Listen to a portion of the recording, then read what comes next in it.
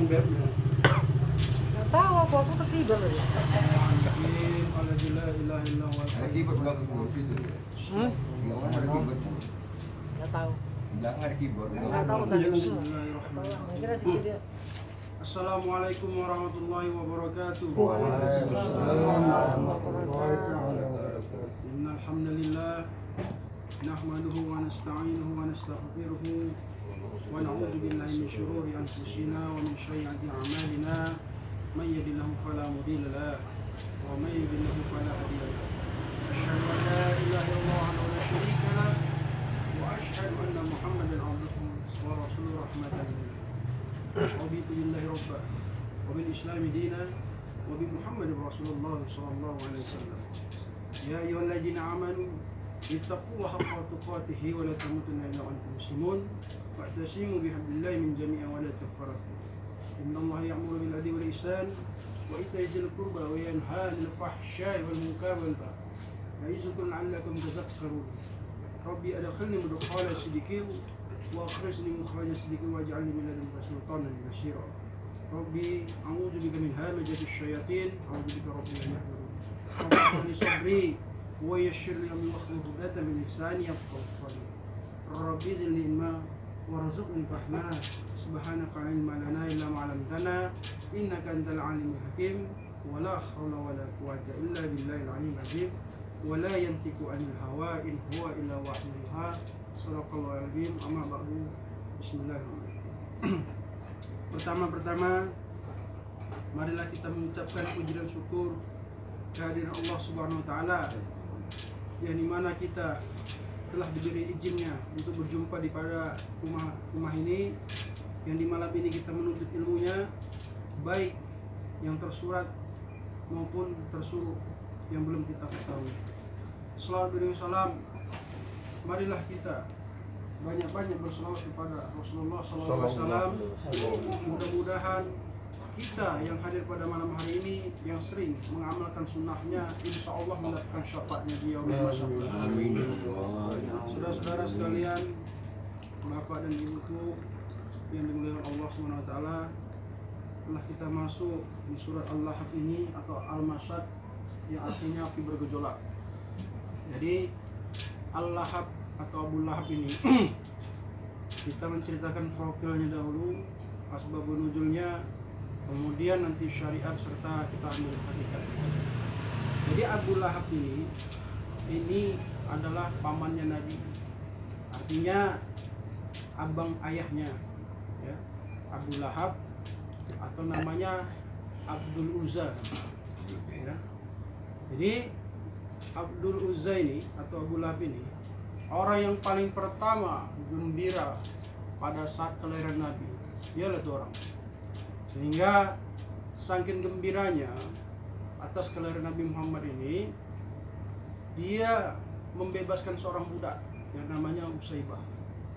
Jadi pada saat ataupun pada setiap hari Senin, Allah meringankan sisa kuburnya. Akibat apa? Akibat dia tadi bergembira atas kelahiran Nabi, mungkin kemudian dia membebaskan seorang budak tadi. Itu seorang Abu Lahab yang bergembira atas kelahiran Nabi, kemudian dia membebaskan seorang budak. Bagaimana dengan kita yang mengaku kita bernabikan Rasulullah, cinta kepadanya? Apakah kita berbuat demikian? Setiap tahunnya kita buat maulid, apakah itu bid'ah? Tidak. Sedangkan Abu Lahab saja mendapatkan ya keringanan kubur, apalagi kita yang sering mengadakan maulid-maulidnya atau sunnah-sunnahnya. Insya Allah lebih dari itu dikasih Allah. Cuma pembahasan kita bukan karena itu, bukan maulid itu, tapi ini hanya nyenggol saja, ya. Kemudian Abu Lahab ini, ya, terkenal dengan kecerdasannya, ya, kekayaannya, karena dia seorang saudagar, orang terkenal di Mekah itu, ya. Kenapa dibilang Abu Lahab? Karena wajahnya itu cemerlang, cerah wajahnya itu, nurnya tuh keluar, inner beauty-nya, kata orang pada inner beauty-nya tuh mancar gitu. Cuman kalau kekurangan dia, kalau dia saat marah, wajah itu merah cuma api. Kalau marah dia tuh belum berubah warnanya, jadi warna merah tuh. Makanya api yang bergejolak. Abu Lahab ini memang musuh bebuyutan Nabi. Di mana ada Nabi dia ikut itu, kemana-mana saja nguntit. Ya, saking dengkinya kepada Nabi itu. Suatu kisah pernah dia letak kotoran manusia di depan pintu Nabi, di rumah Nabi. Supaya apa? Tujuan supaya Nabi nggak boleh berdakwah. Tuh. Kemudian Abu Lahab ini kepada Nabi bukan saja mencelakai fisiknya, tapi juga batinnya, perasaannya. Dia punya anak namanya ya Utaibah sama Utbah. Utaibah ini menikahi anak Nabi Ummul Kulsum. Utbah ini menikahi anak Nabi juga yang namanya Ruqayyah. Jadi dua anak Nabi itu dinikahkan anak Abu Jahal. Jadi kawin saudara itu. Jadi karena provokator dari Abu Lahab ini katanya, kepalaku sama kepalaku diharamkan untuk belaga selagi kau tidak menceraikan anak Muhammad. Jadi dengan provokator ini datang Utaibah ke rumah Nabi. Datang ke rumah, di depan Nabi ditalaknya, diceraikannya di depan Nabi. Udah ceraikannya nggak puas, diludahi lagi muka Nabi. Utaibah. Sehingga pada saat dia pulang dari rumah Nabi, berjalan dia, Allah murka kepadanya, dihajar sama binatang buas mati dia. Utaibah ini. Tinggal Utbah. Utbah ini nggak begitu. Ya, satu riwayat dia situ masih mengucapkan kalimat asyhadu an la ilaha illallah wa rasulullah, masih percaya dia sama ajaran agama Muhammad. Kemudian pada saat Nabi ke pasar menyampaikan dakwah, ya, menyampaikan hak, tiba-tiba Abu Lahab ikut dari belakang. Apa yang dibilang Nabi disanggahnya. Apa yang dibilang Nabi disanggahnya, supaya orang jangan percayalah pokoknya omongan Nabi ini. Jadi asbab penujulnya yang paling kunci ada pada saat Nabi mengajak orang kafir Quraisy itu ke Bukit Safa. Ya, ke Bukit Safa dikumpulkan orang gitu. Naik dia berkumpul di situ. Dia bilang sama orang Quraisy, "Hai orang Quraisy, ya. Apakah kalian yakin pada pagi hari dan petang hari tiba-tiba pasukan musuh menyerang kalian?" Mereka menjawab, "Kami yakin." Kemudian dia apalagi menyampaikan lagi, "Sesungguhnya aku ini adalah yang diutuskan menyampaikan peringatan kepada kalian, yaitu akan datangnya ajab yang pedih." Udah, belum lagi selesai Nabi ngomong, tiba-tiba Bulan ngomong, "Hai Muhammad, celakalah kamu." "Apakah dengan ini kamu mengumpulkan? Dengan perkataan ini kamu untuk mengumpulkan kami?" Baru turun surat ini, Tabbat yada Abi Lahab wa tab. Ya. Apa kata Allah sini? Binasalah kedua tangan Abu Lahab dan benar-benar binasalah dia. Ngoceh dia lagi. Ngoceh. Kalau benar katanya. Kalau benar kata Muhammad itu, kalau memang benar, aku tebus dia dengan anak dan harta-harta aku. Baru turun ayat yang kedua. Maghna anhu malu wa ma kasab. Tidaklah berguna baginya hartanya dan apa yang diusahakan. Jadi recok di situ. Bubar orang itu. Selesai, ya kan? Tiba-tiba orang-orang Quraisy tadi penasaran, membuat pertemuan yang kedua. Kompromi mereka, maka diajukanlah pertemuan yang kedua sama Nabi. Nabi mengiyakan, tapi dengan catatan jangan tahu-tahu Abu Lahab ya. Oke, sepakat. Jadi pertemuan kedua itu tempat yang sama di Bukit Safa. Datang orang itu ada sekitar 40 atau 45 orang. Ya, naik Nabi ke Bukit Safa itu menyampaikan khutbah. Dia bilang gini, "Demi Allah, jika aku ingin mendustai manusia, tentulah aku tidak akan mendustai kalian. Jika aku ingin menipu manusia, tentulah aku tidak sampai hati untuk menipu kalian." Ya. Demi Allah yang tiada Tuhan selain dirinya, sesungguhnya aku ini adalah utusan Allah yang diutus khususnya buat kalian dan umumnya pada umat manusia. Sungguh kalian akan mati, ya, sebagaimana kalian tidur. Dan tiap-tiap kalian akan dibalas dengan sesuai perbuatannya. Yang baik dibalas dengan yang baik, yang jahat dengan yang jahat. Tidaklah pembalasan itu melainkan di surga selama-lamanya dan di neraka selama-lamanya. Ya. Kemudian dilanjutkan hadis yang berikutnya, dan sungguh aku datang kepada kalian ini membawa ya urusan dunia dan akhirat. Lalu berseru kepada orang yang kaum di situ, wahai orang-orang kafir Quraisy, ya, wahai orang-orang Abdul Manaf, wahai orang-orang Abu Syam, wahai orang-orang keturunan Abi Muthalib, wahai orang-orang keturunan Ka'ab bin Wail, ya, wahai keturunan Bani Hashim, selamatkanlah diri kalian dari azab neraka. Sesungguhnya aku tidak akan dapat menolong kalian di hadapan Allah Subhanahu wa taala. Diam semuanya. Hening lah. Udah hening semuanya, ada yang paling pulang. Ada yang bertahan di situ. Belum selesai, masuk lagi pula, tiba-tiba ada di situ yang pulang. Enggak senang dia. Hai keturunan Nabi Muthalib, turunkan dia, mari penjarakan dia katanya. Jangan dengar perkataan dia tuh, ya. Sungguhnya dia itu orang yang lupa ingatan. Orang gila maksudnya, ya. Datang perkataan kasar gitu, dibela sama bibinya. Sofiyah bin Abu Muthalib, bibinya. Dan yang gini, saudara laki-lakiku, mengapa kamu berkata kasar kepada saudara anak dari saudara laki-lakimu, maksudnya keponakannya? Kenapa kamu kasar begitu?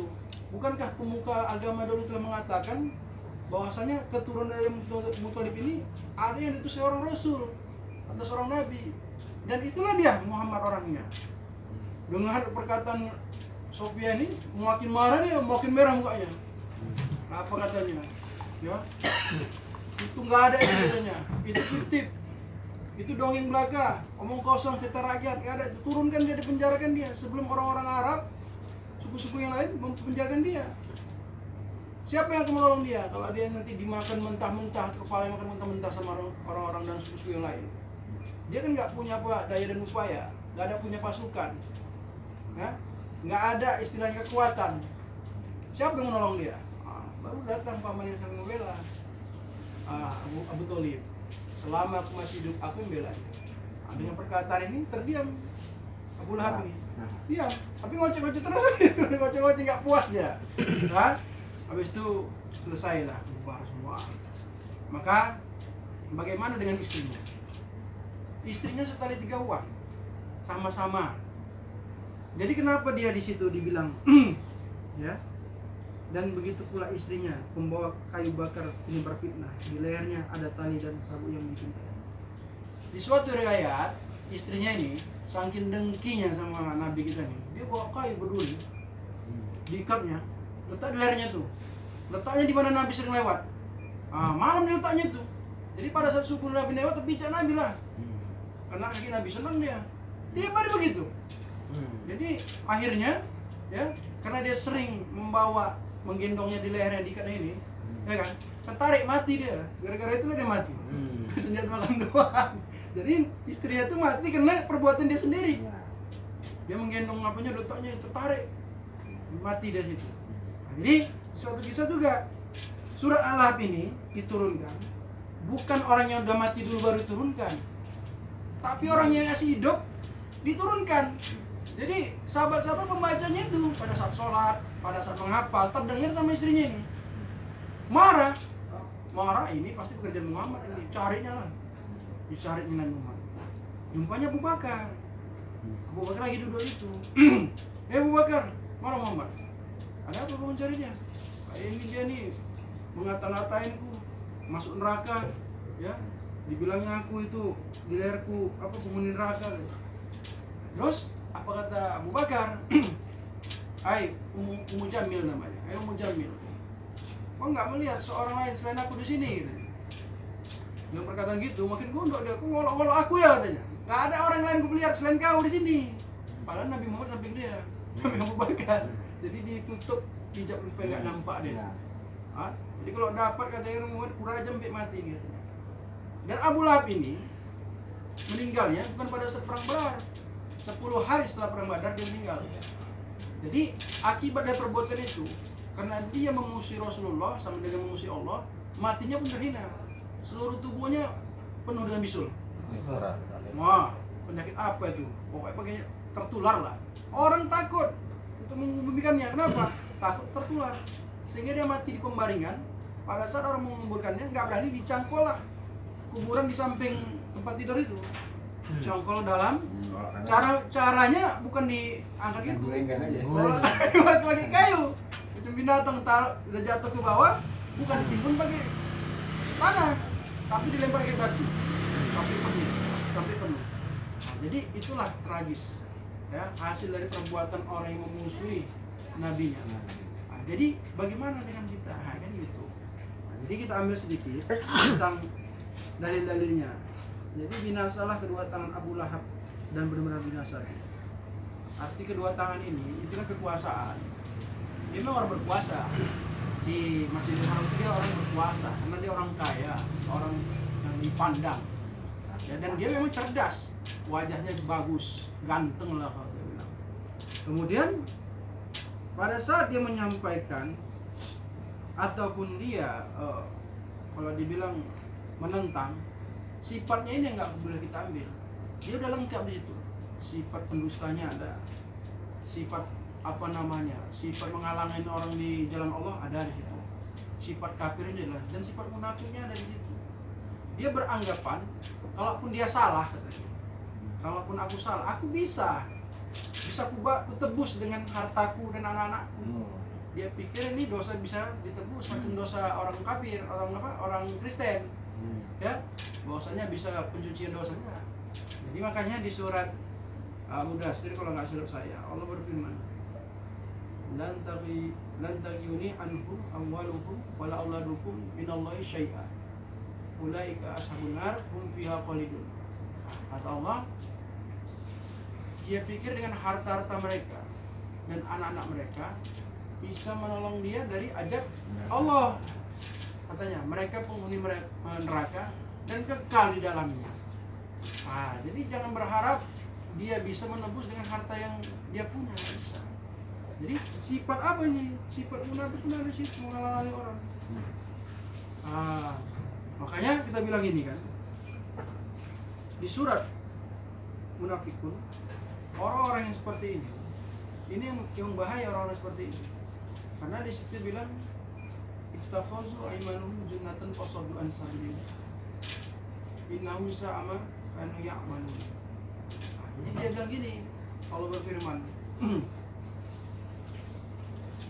dia pikir, ya, orang-orang munafik ini berkata bahwasannya segala sesuatu bisa ditebus dengan perbuatan-perbuatan itu dan sumpah-sumpah. Jadi mereka menjadikan sumpah-sumpah mereka menjadi perisai, ya, menjadi tameng maksudnya. Dan kemudian Allah berfirman, dan mereka dikunci hatinya sehingga mereka tidak bisa mengerti. Jadi jangan sampai kita macam tadi Abu Lahab tadi mengatakan, aku kalau dia bisa benar, ya, aku tebus dengan anak-anakku, dengan harta-harta.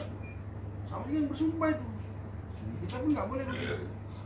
Dan kemudian di ayat berikutnya Allah berfirman, ya, zalika amanu kanu yakfuru bi ayati summa lam yatubu. Kemudian Allah berfirman di situ, tudinya mereka itu adalah orang yang beriman kemudian menjadi kafir. Kenapa? Karena mereka yang menghalang-halangi manusia dari jalan Allah, halang kampungnya perbuatan mereka. Jadi Abu Lahab ini udah lengkap di situ sifat-sifatnya, ya, sifat zalimnya ada di situ yang bulan tadi, semua lengkap di situ. Makanya kita ambil di dalam diri kita, jangan seperti itu. Nah kemudian orang-orang yang seperti ini udah khatamallahu ala qulubihim wa ala sam'ihim wa ala absarihim gisawatun wa ala mu'adzabun alim. Nah orang-orang begini Allah akan menutup kunci mati hatinya, pendengarannya, penglihatannya, dan dia akan mendapatkan azab yang pedih. Kenapa? Perbuatan dia juga tadi. Makanya orang-orang yang mudah ditutup hatinya, penglihatannya, dikarenakan sifatnya tadi itu, ditambah Allah lagi karena ada penyakit dia tadi. Fi qulubihim marad fazadahum marad walahum azabun alimun bima kanu yaksibun. Dan dalam hatinya itu ada penyakit betul. Lalu Allah tambah lagi penyakit. Sehingga apa? Sehingga dia mendapatkan azab yang pedih. Itulah. Jadi Abu Lahab inilah contoh dari perbuatan yang nggak baik. Jangan supaya kita contoh. Bagaimana dengan istrinya? Istrinya ini penyebar fitnah. Satu Mekah itu difitnahnya semua orang membakar emosi orang supaya dia benci sama Rasulullah. Ya, dibilanglah Rasulullah begini, yang nggak ada diada-adakan. Makanya kalau yang seperti ini, apabila kita mendapatkan kabar-kabar yang nggak jelas, orang fasik, teliti dulu. Jangan kita share bahasanya. Datang orang ke rumah kita, entah dari mana, atau kita tahu dia siapa. Jangan kita langsung sampaikan sama orang yang lain sebelum kita saring dulu apa perkataan dia. Nah, makanya di surat Az-Zuriyat pun begitu kata Allah. Ya ayyuhalladzina amanu ya in ja'akum fasikum binabalin fatabayyan. Ya, antusibu khaufan bijahalatin. Atusbihu ala maqalfa'il nadimin. Apa kata Allah? Hai orang beriman, apabila datang kepada seorang fasik membawa kabar berita, maka telitilah dahulu. Supaya apa? Supaya kamu nggak menyesali akan perbuatanmu tadi, kena kecerobohanmu tadi. Jadi orang teraniaya gara-gara kita. Padahal itu berita tidak benar. Begitulah istrinya tadi. Jadi penyebar fitnah ini. Kalau bahasa kita sekarang, Pak, kemana-mana dia, di provokatornya tuh, supaya orang menjauhi Rasulullah dan nggak mengikuti ajarannya. Itu tujuannya tadi. Jadi setelah dia membuat provokator secara lisan dia, dan dia berbuat mengamalkan dengan perbuatan dia, membawa kayu bakar tadi, kayu berduri tadi itu lengkap dia tuh, makanya matinya terhina. Nah, ditarik ke kita lagi. Jadi barang siapa yang berbuat zalim kepada wali-wali Allah, orang yang kesayangan Allah, akhir hidupnya pasti tragis. Pasti itu tragis. Di sini ada yang begitu ada. Contoh, jalan tutup. Supaya apa? Supaya orang jangan lewat. Ya kan? Kamar mandi tutup supaya orang jangan pakai. Ya. Intinya apa? Dengki itu maksudnya. Supaya orang jangan lewat, supaya orang jangan pakai. Dan yang paling sakit lagi, orang yang nggak tahu apa-apa, datang dia sebagai fitnah supaya orang ini membenci si kawan itu. Dia nggak tahu siapa yang dibencinya itu. Yang dibencinya itu siapa? Orang yang dekat sama Allah. Mampuslah dia. Yang bekerja bukan si kawan itu, udah Allah yang bekerja. Artinya apa? Allah yang mengurung utusan-utusannya, malaikat-malaikat untuk mengajar itu. Akhir kehidupannya pasti tragis, mati. Tuh.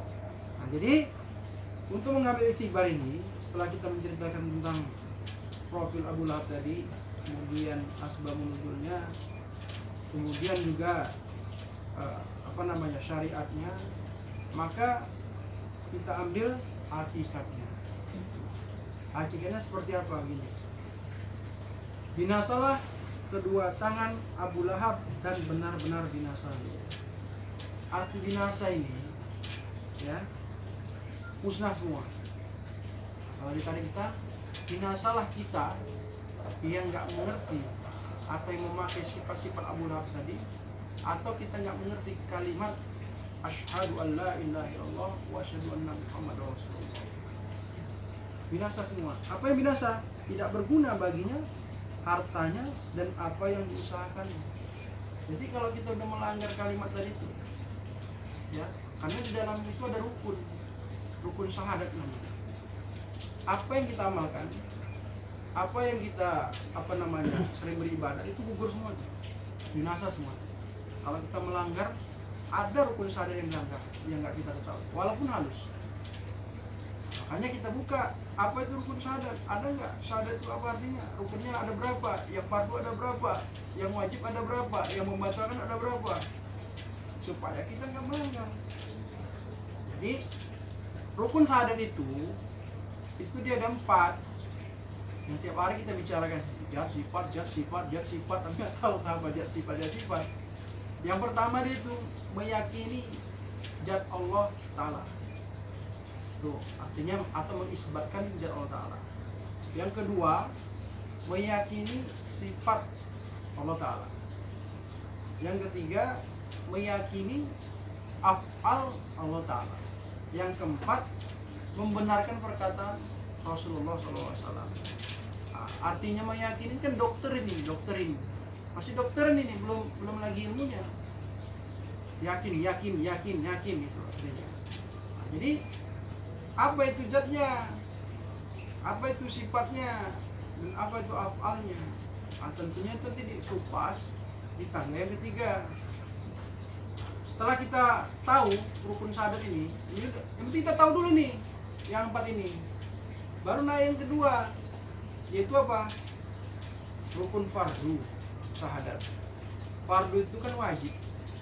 Bagaimana? Ada 2. Yang pertama adalah yaitu meyakini dalam hati yang diucapkan dan diucapkan di lisan. Setelah diyakini benar-benar dalam hati tadi itu yakin.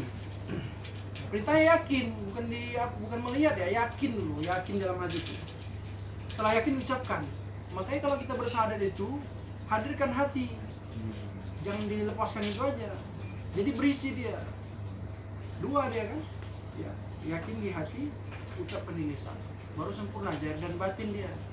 Karena kan asyhadu alla ilaha illallah wa asyhadu anna rasulullah itu benar-benar kita ucapkan di dalam hati yang mendalam itu. Dengan ucapan, dengan lisan. Enggak boleh dia enggak diucap pada saat apa nanti penyaksian itu. Udah tahu yang 4, udah tahu yang 2, naik lagi 3 yang wajib. Nah, yang wajib ini pertama di situ dibilang harus diketahui. Apanya diketahui? Ilmunya. Nah, jadi asyhadu alla ilaha illallah wa asyhadu anna rasulullah itu harus diketahui dulu. Apa yang diketahui? Ilmunya. Kalau nggak diketahui kita ucap dalam sholat, tak sah sholat kita itu. Karena nggak tahu apa yang diucap, hanya lisan saja bergerak, nggak tahu maksudnya apa. Artinya apa? Penyaksian palsu, penjara 10 tahun. Kalau di dunia, kalau di akhirat habis kita itu. Nah, jadi macam mana ilmunya? Ilmu dari kalimat tadi, tauhid tadi, asyhadu an la ilaha illallah wa asyhadu anna rasulullah. Kalau secara arti, aku bersaksi tiada Tuhan selain Allah dan aku bersaksi Muhammad, bukan Nabi Muhammad itu. Nggak ada nabi situ. Muhammad Rasulullah. Pertanyaannya, kapan kau bersaksi dan di mana kau saksikan? Sementara kita hidup jauh, jaraknya 1500 tahun yang lalu. Kalaupun kita hidup di 1500 tahun yang lalu sama Nabi, kita bersaksi sama Nabi, kapan pula kita menyaksikan Allah? Kita nggak pernah jumpa, kan gitu. Letaklah kita hidup di masa Rasulullah 1500 tahun yang lalu, kita jumpa Rasulullah. Sempurna kan? Sadar Rasulnya sempurna, karena kita bersaksi melihat orangnya. Bagaimana dengan syahadat tauhidnya? Dia nggak pernah tahu sama sekali. Justru karena itulah mau kita buka di sini. Nah, jadi di surat Muhammad ayat 18 Allah berfirman, ya. Allah di situ bilang, "Fa'lam annahu la ilaha illallah," kata Allah. Ketahuilah, disuruh tahu bahwasannya kalimat la ilaha illallah. Nah, jadi bukanya itu bukan di asyhadu allanya, tapi la ilaha illallahnya itu dibuka dulu. Tiada Tuhan selain Allah. Nah, itu dibuka dulu. Ya kan? Nah, kalau artinya tiada Tuhan selain Allah, ya, menyatakan kan tauhid itu. Tuhan ini enggak, Tuhan itu enggak. Itu kalimat nafi. Jadi asyhadu alla ilaha illallah itu asyhadu alla. Nafi. Ya, illallah isbat. Nafi dan isbat. Ketahuilah tulis bahwasanya kalimat la ilaha illallah itu meliputi nafi dan isbat. Kalau tahu. Kalau enggak tahu gimana? Ya kan? Jadi la ilaha illallah itu kalau kita dibawa zikir, ya kan, jawabannya hayumbak, ya kan, kemudian mawjud, ya kan, dia yang ba artinya kekal, bakoh maksudnya itu kan, Iya. dia yang mawjud, Yang ada. ya artinya yang ada, dia yang maksud. Siapa itu? Nah, yang maksud itu siapa? Jadi kalau hanya berucap aja yang ba, yang wujud, yang maksud, tentunya harus tahu yang maksud itu siapa, maksudku siapa. Nah, makanya di sini dibilang penyaksian itu janganlah kau berkata kalau kau nggak tahu ilmunya, kata Allah. sesungguhnya nanti hatimu, pendengaranmu, ya, dan penglihatanmu nanti disoal kepada Allah. Kenapa? Kau mengatakan nggak tahu ilmunya, kata Allah, tetapi kau berucap. Maka kalau saksi yang menyaksikan itu harus tahu siapa yang bersaksi. Aku, yang mana yang jahil? Siapa yang menyaksikan? Aku, yang mana yang batin? Siapa yang disaksikan? Allah. Kenapa? Karena saksi menyaksikan itu harus pakai jahil dan batin, sebagaimana Rasulullah Mi'raj itu Sidratul Muntaha, harus ada jahil dan batinnya. Maka taulah dia siapa yang menyembah dan siapa yang disembah, untuk siapa dipersembahkan. Nah, kalau enggak tahu berarti sadarnya palsu. Berarti Tuhan itu tiga, enggak. Satu enggak berbilang dua. Dua tetap bilang satu. Tiga tetap satu juga. Kenapa tiga satu juga? Karena adapun yang namanya sifat af'al itu zat itu juga. Walaupun di situ dibilang lain zat dan sifat, tapi tidak lain mengenai zat itu juga. Nah, kemudian bagaimana saksi penyaksian itu? Asyhadu an la ilaha illallah wa asyhadu anna Muhammadar Rasulullah. Asyhadu itu artinya bersaksi lisanku. Lisanku nih yang bersaksi. Asyhadu. Allah itu artinya bersaksi badanku atau tubuhku. Jadi empat yang bersaksi itu. Pertama lisanku yang mengucapkan tentang penyaksian. Kedua badanku ini, batang tubuh ini bersaksi. Maka kalau orang sudah berucap lisannya dan bersaksi batang tubuhnya ini, tidak lagi mendapat yang namanya azab kubur. Kenapa? Karena sudah mengetahui ilmunya. Kemudian asyhadu alla, asyhadu illa ha il. Ha itu illah itu artinya gini, bersaksi atas hatiku. Makanya bersaksi itu pakai hati. Waktu kita mengucapkan itu, hadirkan hati. Benar-benar kita menyaksikan itu pakai hati. Jangan lewat dari bibir saja. Yang terakhir, illallah itu bersaksi atas ruhku. Empat di situ. Jadi lisan mengucapkan, badan tubuh ini menyaksikan, hati menghadirkan, ruh yang disaksikan. Artinya nur tadi itu, manusia itu yang disaksikan. Nah, adapun kalimat asyhadu an la ilaha illallah wa asyhadu anna Muhammadar Rasulullah ini kan 24 jumlahnya. Itulah 24 jam sehari semalam. Ya kan? Jadi barang siapa yang mengetahui asyhadu an la ilaha illallah wa asyhadu anna Muhammadar Rasulullah 24 huruf ini, maka insyaallah 24 jam dosanya akan dihapusi Allah Subhanahu wa taala. Satu hari satu malam. Dan siapa yang mengetahui kalimat la ilaha illallah itu yang 7 huruf tadi itu, insyaallah 7 pintu neraka ditutup untuk kita. Karena dia mengetahui. Di hadis qudsi mengatakan bahwasannya ada Allah berfirman kepada Nabi Musa, "Wahai Musa, apabila kutimbang kalimat asyhadu an la ilaha illallah wa asyhadu anna Rasulullah ini ditimbang dengan alam semesta ini, masih berat lagi kalimat tadi. Sangkin memang berisinya lah apa yang maksud asyhadu an la ilaha illallah wa asyhadu anna Rasulullah." Nah, kemudian asyhadu an la ilaha illallah itu dalam artinya begini. Di situ dibilang yang bersaksi itu adalah benar-benar wujud yang namanya ruh dan jasad ini, itulah wujud tajalli Muhammad atau Allah tadi. Waktu kita asyhadu an la ilaha illallah, aku bersaksi bahwasannya jasad dan ruhku ini wujud tajalli dari nafsi. Tidak. Kita mengetahui, bersaksi aku bahwa benar-benar nyatanya tadi itu, nyatanya yang kita maksud tadi itu, wujud nyata senyata-nyatanya bagaimana ruhku, bagaimana jasad. Itulah dia.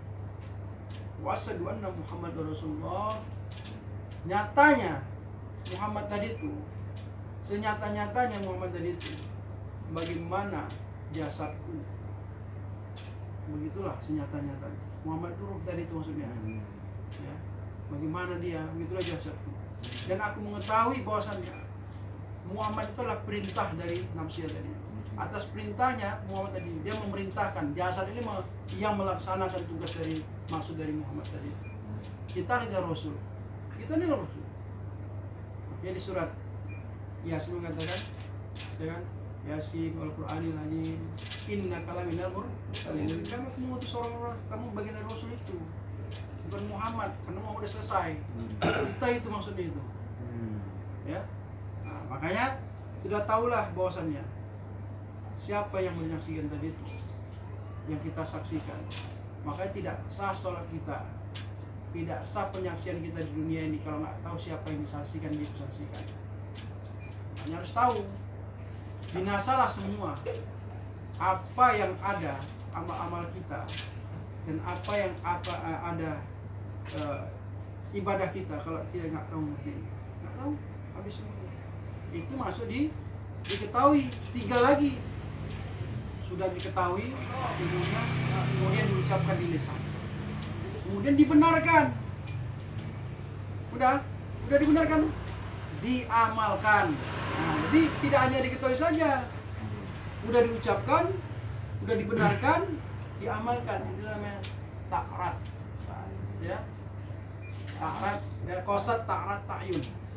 Nah, itu apa yang dikatakan dalam hati, ya, diucapkan, kemudian dikerjakan. Nah, itu baru dia.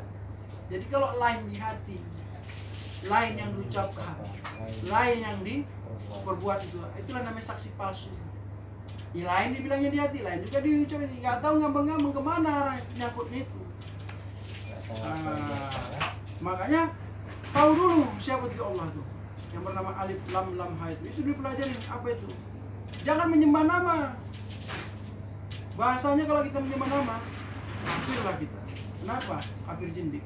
Karena yang disembah bukan namanya. Tapi yang tak bernama, artinya nggak bernama itu nggak juga lucu dia. Itu domirnya aja nanti. Dia pun sebenarnya tak bernama, laki-laki tak perempuan. Itu yang kita kena dia. Antara Muhammad sama Allah ini satu. Kenapa? Kena satu. Karena nur itu, ruh itu dari nur. Macam kejadian utama itu. Alif, lam lam ha itu awal dari semua kejadian. Itu zat, sifat, asma al. Itulah sumber dari nur Muhammad. Itu yang ada di diri kita. Sudah tahu kita saksikan siapa? Apa yang kita saksikan? Barulah sempurna Islamnya. Islam itu kan selamat. Jadi kalau yang nggak tahu tadi kalimat asyhadu an la ilaha illallah Rasulullah itu tidak Islam dia. Artinya nggak selamat dia. Nah, itu hakikatnya. Jadi yang selamat itu selamat awal, selamat akhir. Jangan selamat di awal, akhir nggak selamat. Yang masuk selamat awal itu tadi apa? Dia mengetahui asyhadu an la ilaha illallah. Sudah mengetahui asyhadu anna Rasulullah, nggak tahu dia, tetap dia celaka. Itu asal dua ilah itu kan kalimat tauhid itu kan iman itu. Asyhadu anna Rasulullah itu kan Islam. Iman dan Islam. Jadi begitu banyak orang yang beriman, seluruh alam semesta ini beriman kepada Allah. Tapi sedikit sekali yang makrifat kepada Allah. Artinya mengenal. Sedikit sekali, begitu banyak alam semesta ini, manusianya maksud makhluk ini. Hampir berapa miliar nih. Dulu beriman dia. Alastu birabbikum itu beriman dia. Tapi setelah sedikit kali yang makrifat, artinya mengenal. Dah. Begitu berapa orang yang mengenal makrifat kepada Allah ini, sedikit kali yang muhabbah. Artinya yang cinta kepada Allah. Sedikit sekali. Dari sedikit yang muhabbah itu, sedikit sekali yang benar-benar menyaksikan Allah. Yang memang melihat dengan mata kepalanya, artinya dengan batin ini. Sedikit sekali. Qalillah mata suku. Nah, itu dia. Jadi, siapakah yang diberi Allah ini petunjuk tentang penyaksian ini? Yang memang bersaksi. Orang-orang yang mau menuntut tadi. Bukan orang pilihan, tapi orang menuntut tadi. Siapa saja boleh. Yang penting dia mau menuntut tadi itu. Makanya jangan menjadi saksi palsu. Bahaya. Saksi palsu. Kenapa? Saksi itu harus ada yang menyaksikan lagi, coba. Kita saksi nih, harus lagi ada yang menyaksikan pula. 3 tuh. 3 hukumnya baru sah saksi itu. Rupanya ada orang pembunuhan ini. Paling ini menjadi saksi. Ada. Siapa yang cari saksi lagi? Nggak ada. Oh, nggak bisa. Hadirkan saksi yang kedua. 3 baru kuat dia. Makanya penyaksian itu 3. Jasadku, ruhku, dan nur itu 3. Itu yang saksi menyaksikan itu. Domirnya ke sana itu. Mereka yang bersaksi itu. Makanya syahidallah annahu la ilaha illa wal malaikatu wa ulul ilmi. Oh, iman bilqis. La ilaha illa huwal azizul hakim. Allah menyatakan dirinya tiada Tuhan selain Allah. Malaikat pun demikian mengatakan. Orang-orang berilmu pun juga demikian mengatakan. Dan orang-orang yang dalam keadaan adil pun demikian mengatakan. Bahwasanya tiada Tuhan selain Allah dan Allah Maha perkasa dan bijaksana. Jadi malaikat pun mengetahui, menyaksikan. Kita sebagai umatnya, umat Nabi tadi, wajib mengetahui hukumnya. Makanya thalabul ilmu. Faridatun kaum muslimin wajib hukumnya kita mengetahui. Bahkan manusia dengan pengajian wajibnya menuntut ilmu ini bisa mengalahkan wajibnya sholat. Tapi jangan salah pikir. Jangan pula nanti menuntut ilmu aja sholat enggak begitu. Karena wajib di atas wajib menuntut ilmu ini. Ada lagi yang berkata, gak usah sholat dulu kalau belum berilmu. Kenapa? Nyasar kemana-mana dia, nggak tahu yang disembah. Siapa yang disembah? Dan siapa yang dipersembahkan? Untuk apa dia menyembah? Untuk apa dia menyembah? Kalau nggak menyembah kenapa? Nyasar dia. Makanya di hadis itu mengatakan la yusolat illa bin ma'rifat. Tidak sah sholat kalau nggak mengenal. Walaupun dia baca Qur'annya fasih dalam berimam, makhrajnya mantap, tekanan ainnya pun mantap, tapi nggak mengenal Tuhannya, siapa yang dia persembahkan, maka sholatnya nggak sah. Walaupun dia 16 tahun tinggal di Arab, kita di Indonesia ini, la rabbuka lam yara illa lam yara. Tidak, aku tidak mau sholat sebelum aku melihat Tuhanku. Artinya apa? Jangan kita takbir dulu kalau nggak pas. Inilah dimaksud wahdatul kasro. Ya, pandang satu dari yang banyak. Arti yang banyak itu gimana? Begitu kita takbir itu banyak kali tuh ingatan kita. Inilah, itulah, tetap istiqomah. Yang satu tadi, wajah itu yang banyak. Makanya kalau dibilang di surah Ar-Rahman, wa yabqa wajhul rabbiki dzul jalali wal ikram. Semua binasa, kuluman hal yafan. Hadirkan wajah Tuhan, dia yang membawa itu. Dari saat pertama kita takbir aja kita sudah menyaksikan itu. Dari pertama kita takbir itu udah menyaksikan Tuhan. Puncaknya di tahiyat akhir. Situ penyaksian terakhir. Jadi berdiri, ruku, sujud, tahiyat yang terakhir itu. Nampak itu. Jadi la ilaha illallah itu sudah kita mengerti adanya, hidupnya, gerak dan suaranya itu. Apa yang adalah pokoknya di dunia ini, apa yang semesta ini. Apa yang bergerak, apa yang bersuara, menghimpun di dalam satu kalimat. Waktu kita qomat la ilaha illallah, maka terikutlah mereka semua. Maka pantaslah kita dibilang khalifah. Ya, kata Allah di surat Al-Baqarah ayat 30. Ya, di situ dibilang sungguhnya aku akan menciptakan ya khalifah di muka bumi. Khalifah itu adalah pemimpin yang membawakan, yang hidup, bergerak, bernyawa. Hidup, bergerak, berakal, hidup, bergerak dan hidup. Itulah dia tadi, manusia, binatangnya, tumbuh-tumbuhan, seluruh alam semesta ini, kitalah khalifahnya. Kita khalifahnya siapa tuh? Yang berilmu. Yang berilmu yang dimasuk khalifah itu, yang nggak berilmu nggak khalifah lah, nggak ngerti dia apa yang dibawanya. Makanya perkenalkanlah kalimat tadi ini. Nah, kita sudah kenal ini. Tadi kita udah kenal kan kalimat asyhadu an la ilaha illallah. Itu bisa batal itu. Kenapa bisa batal? Karena melanggar rukun yang terakhir, yang 4. Apa itu? Syirik. Dalam perjalanan hidup ini kita berilmu, udah tahu kita campurkan syiriknya macam mana? Khaufi. Mantap kali obat kubah. Itu syirik itu. Hebat, manjur. Tanpa kita sadari yang kita tadi ilmu tadi itu. Binasa pelan-pelan. Yang pertama, meyakini ada Allah, ada Tuhan selain Allah. Yang kedua, ya, dia tidak yakin dirinya ini diciptakan oleh Allah. Sebagaimana orang-orang kafir itu, nggak yakin itu batal syahadat. Ya, nggak yakin bahwasanya dia diciptakan. Aku diciptakan oleh mama bapakku. Allah nggak ikut campur itu. Nah, itu udah syirik. Udah batal syahadat. Yang ketiga, tak meyakini zat Allah Ta'ala.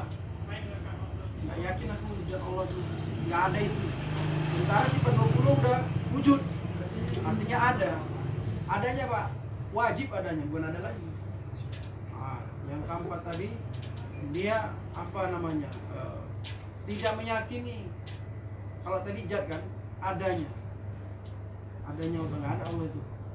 Alam semesta ini tercipta dengan sendirinya, nggak ada yang menciptakan. Kan bahaya kan? Nah, itulah membuat bahwasan kita walaupun kita sudah mengerti kalimat tadi dan isinya kita mengerti, tapi dalam perjalanan hidup kita melanggar yang 4 ini, habis semua, selesai, rontok semua, binasa lah macam mana siapa tahap ini, kan? Dan ujungnya neraka, masuk seperti istrinya tadi. Kemudian puji Muhammad pada diri itu ada 7. Pertama, la ilaha asyhadu an la ilaha illallah Muhammad Rasulullah. La ilaha illallah Muhammad Rasulullah. Itu yang kita bahas tadi isinya tadi. Kemudian la ilaha illallah Muhammad sirullah atau rahasia Allah. Kenapa dia rahasia Allah? Makanya di hadis qudsi mengatakan al insanu sirri wa anahu sirruhu. Sesungguhnya insan itu rahasiaku dan aku pun rahasia, maka syir. Insan itu termasuk Muhammad tadi itu, kita lah itu. Rahasia Allah itu, Muhammad itu. Kemudian yang ketiga, la ilaha illallah Muhammad